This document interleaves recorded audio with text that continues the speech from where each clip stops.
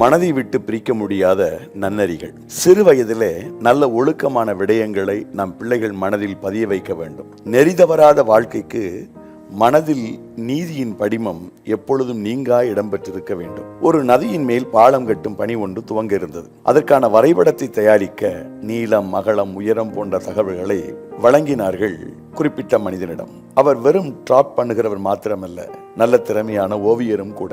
அவர்கள் சொன்ன அளவின்படியே நேர்த்தியாக ஒரு டிராப்டை உருவாக்கி பொறியாளரிடம் எடுத்துக்கொண்டு வந்து கொடுத்தார். அதை பார்த்த பொறியாளர் எரிச்சல் அடைந்தார். காரணம், அந்த கட்டப்படக்கூடிய பாலம், அதற்கான டிராப் நேர்த்தியாக வரையப்பட்டிருந்தது. ஆனால் பாலத்தின் ஓரத்தில் ஒரு சிறுவன் பட்டம் விட்டுக் கொண்டிருப்பதை போன்ற ஒரு ஓவியத்தை வரைந்திருந்தார். அதுதான் பொறியாளருடைய எரிச்சலுக்கு காரணம். இந்த படத்தில் ஏன் இந்த சிறு பையனை வரைந்துள்ளீர்கள்?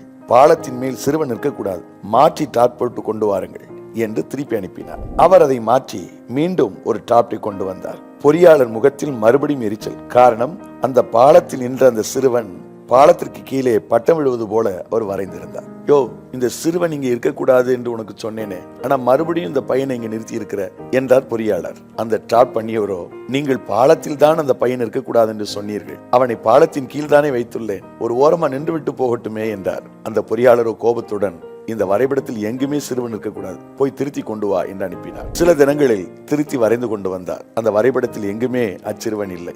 ஆனால் பாலத்தின் அருகில் ஆற்றின் கரையோரமாய் ஒரு மண்மேடு வரையப்பட்டிருந்தது. அது என்ன என பொறியாளர் கேட்டார். அந்த வரைபடக்காரர், அது அந்த சிறுவனின் கல்லறை சார் என்றார். நண்பர்களே, அந்த வரைபடக்காரர் கடைசி வரை அந்த சிறுவனை விட்டுவிடவே இல்லை. அவருடைய மனதில் அந்த சிறுவனை மறக்க முடியவில்லை. அதுபோலத்தான் நம் இளம் வயதில் நம் மனதில் ஒரு கருத்து, அது நல்லதோ கெட்டதோ, அப்படி பதிந்து விடுகிறது. அந்த பாதிப்பு நம் உயிர் வயது வரைக்கும் தொடர்கிறது. திருமறை என அழைக்கப்படுகின்ற புனித பைபிளின் வார்த்தைகள் அத்தனையும் நன்னறிகளை நமக்கு படிப்பித்துக் கொடுக்கின்றன. திருமறை வார்த்தைகள் நம் மனதில் பதிந்திருக்கும்படி அதன் மேல் விருப்பம் வைத்து இருதயத்தில் பதிய வைத்துக் கொள்வோம். இந்த இறை வார்த்தைகள் இந்த உள்ளத்தை நிரப்பினால் நிச்சயம் உங்கள் வாழ்வு வளம் பெறும். நல்ல விடயங்கள் நம் மனதை விட்டு விலகாமல் ஆண்டவர் காப்பாராக. God bless you.